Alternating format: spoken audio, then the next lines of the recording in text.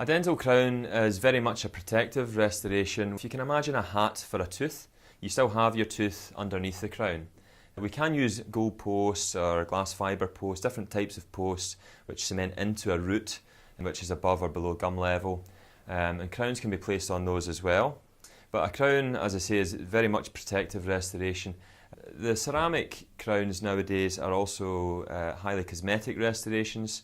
Pressed porcelains are being used now to create more translucency in the crowns that we are providing patients with, and therefore crowns are a very good way of making a tooth look good as well as protecting what's underneath. Different types of braces. On one side we have removable braces such as Invisalign and Aligner. Those types of braces are generally used for quite simple changes to the alignment of your front teeth. There are also fixed braces, and we have the conventional style, the metal style of fixed braces, which people refer to as train tracks.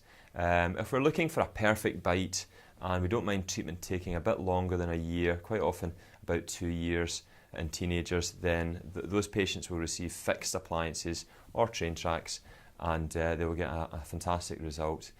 Nowadays we are also practicing with short-term orthodontics other types of fixed braces. We use cosmetic brackets and we use tooth-coloured wires, and the treatment times generally vary between 4 and 9 months. Bridge work, generally speaking, is where we replace a missing tooth with something that's fixed.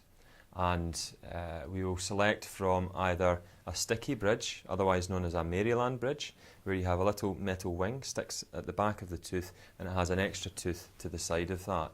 So we can give you a fixed restoration, a good alternative to a partial denture. There are other types of bridges which involve more adjustment to the adjacent teeth.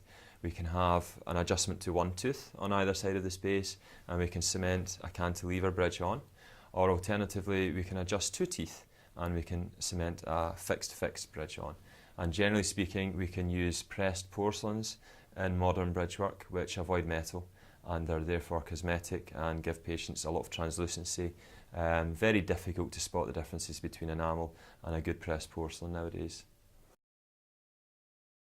A dental implant is effectively a hollow screw which has an external thread that engages with the bone. So we would prepare a small cavity in the bone and we would insert the implant. It attaches to the bone over a period of usually a couple of months.